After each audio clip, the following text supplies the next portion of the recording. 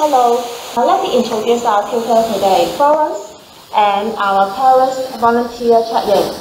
Florence likes baking bread because it trains a person's patience.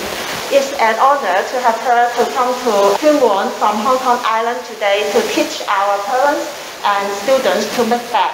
Florence, what kinds of cakes would you like to teach today? I'm going to make a banana bread, but actually it's a cake because the shape of it looks like a loaf of bread, so we call it a banana bread, but actually it's banana cake. And then the second thing I would love to teach is triple chocolate cookies. So it's like chocolate cookies. So both are very simple to make. As long as you have an oven at home, then you can bake it yourself. It's 100% successful, so everyone can do that, so no worries. So that's what I'm going to do today. So hope you guys would like it. Okay. Yeah, okay, so let's get started.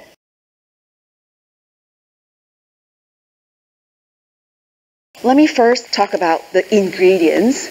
So basically, if you call it banana bread, of course you have to have bananas. So normally I would use like a large banana, like 3 ripe one with the dark spot. It's better because the aroma will come out better. But today we only have this, but this it's okay too. So I'll probably use all of it because the more the taste, the better. So first thing is like put it in one bowl. So we have 5 here. I think it's good enough for 1 loaf. And then when you have this in a bowl, so use a fork to just smash it. Easy. If you have a hand mixer, you can use that too. So it'll be easier and faster, but this is okay. Just smash it as fine as possible. So you can leave some chunks, like a big chunk, so you have a bite on the banana when you eat it. So whatever condition you think is okay will do. So, okay, I think it's good enough. So like this. So it's like a smashed banana. And then you start to add some like oils and sugars and other stuff. So we call that wet ingredients. So basically,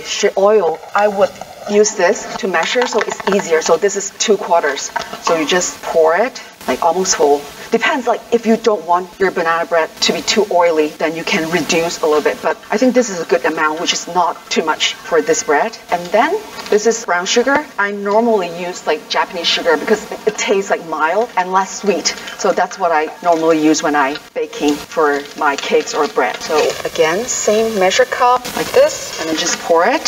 And then this is the most important thing for baking. This is called vanilla extract. So it has vanilla flavor, so give the banana bread like more flavor and taste better anyways. So for me, easier, use the cap like this. So just 2 small caps, 1, 2, and then of course for cakes or cookies, always eggs. So I use like 2, large or medium size is fine too. So just like this. Our wet ingredient is like this. Then you have a whisk and you just whisk it and make sure they combine all together.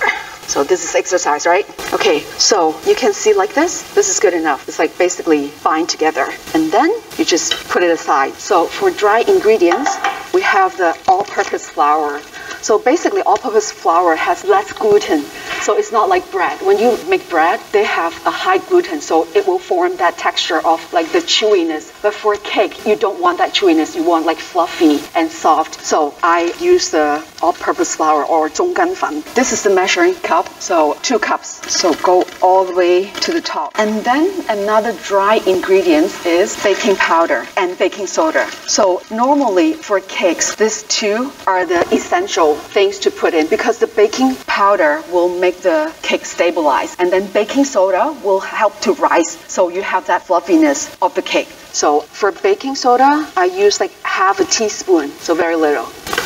Alright, that's baking powder. And baking soda, use 1 teaspoon, so 2 half teaspoon. It's the same. Alright, like this. And then you have salt.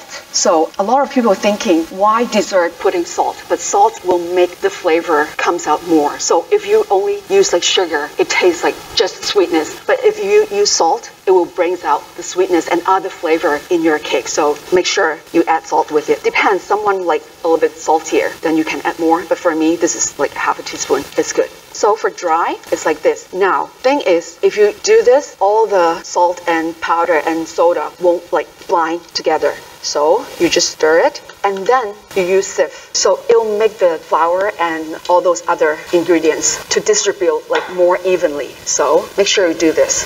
Okay, this is done. You put your dry ingredient into your wet ingredient. And then you use spatula. So you just basically fold the flour in. Make sure don't over mix, because the more you mix, the harder the cake will get. So make sure you fold it gently and in one direction. So don't just like do this. So in one direction and from the bottom like this. So that's why you need patience to do this. You cannot like do it too fast. So the flour is going in like this. I don't know if you can smell, but I can smell like good flavor of bananas. Almost there. Normally when I do this at home, I will add some nuts like walnut, pecan, or some cranberries. But sorry, today I forgot to bring that. So this is like plain banana bread.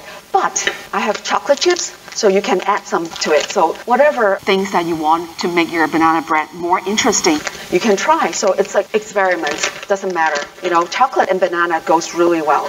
So just a whole handful and just sprinkle it in and fold again. Okay, see the texture?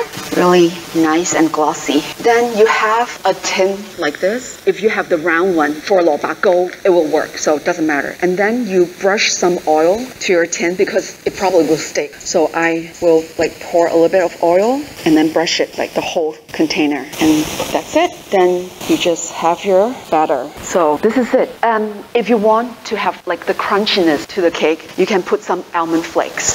So it will be more like flavor and more like in terms of texture wise, you have the softness, you have the crunchiness. So that's how I make my banana bread normally. So this is it. The oven is ready and you just put in the center and set the temperature for 175 degrees Celsius. And then the time is like 45 to 50 minutes, depends. So when you take it out, you can use a fork or a chopstick or whatever to poke into the center.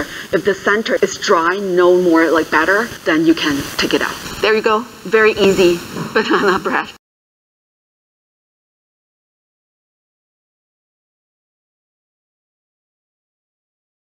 Hi, it's me again. Today we'll like make the second dessert. It's called double chocolate chips cookie.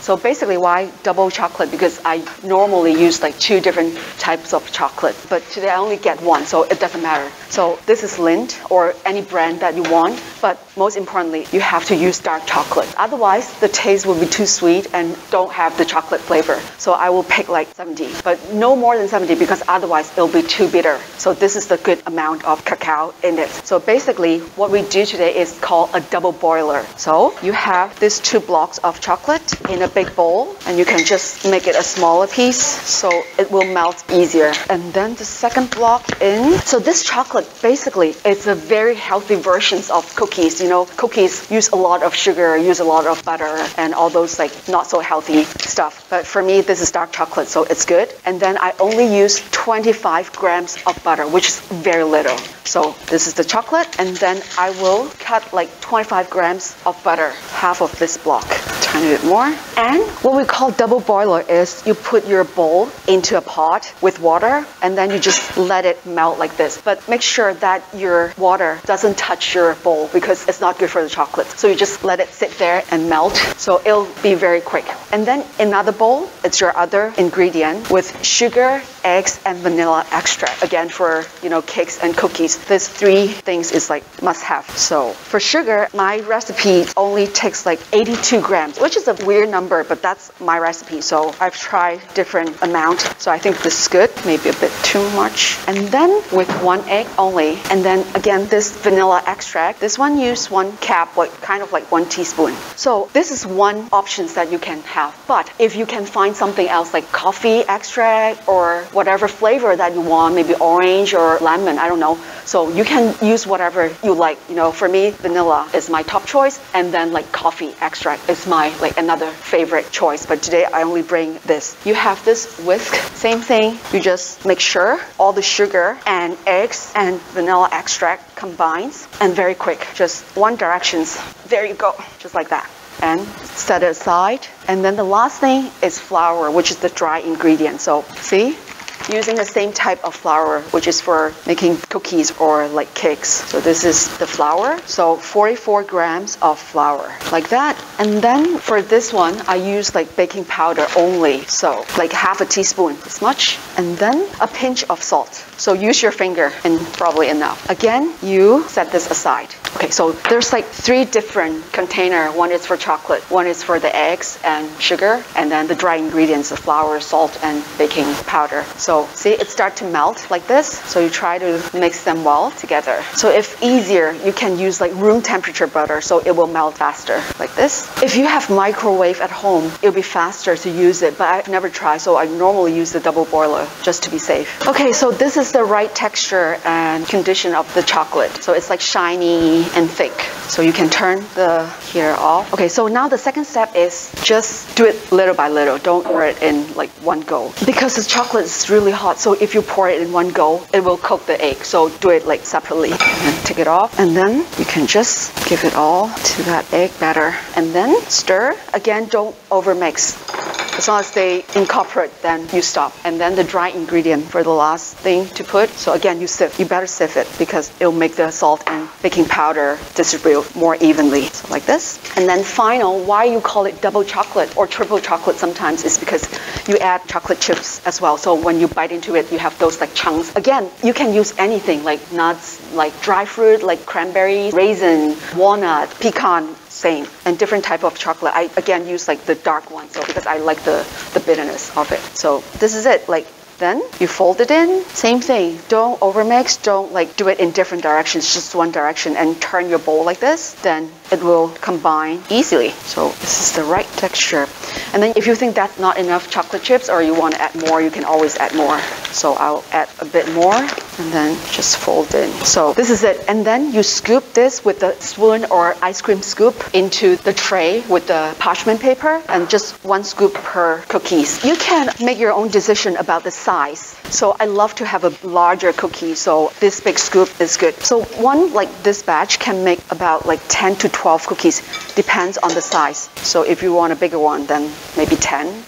If a small one, then maybe 12, I don't know. So let's see how much we can make today. Okay, it's 10, about 10, good. That's it. Today's double chocolate, so, which is fine.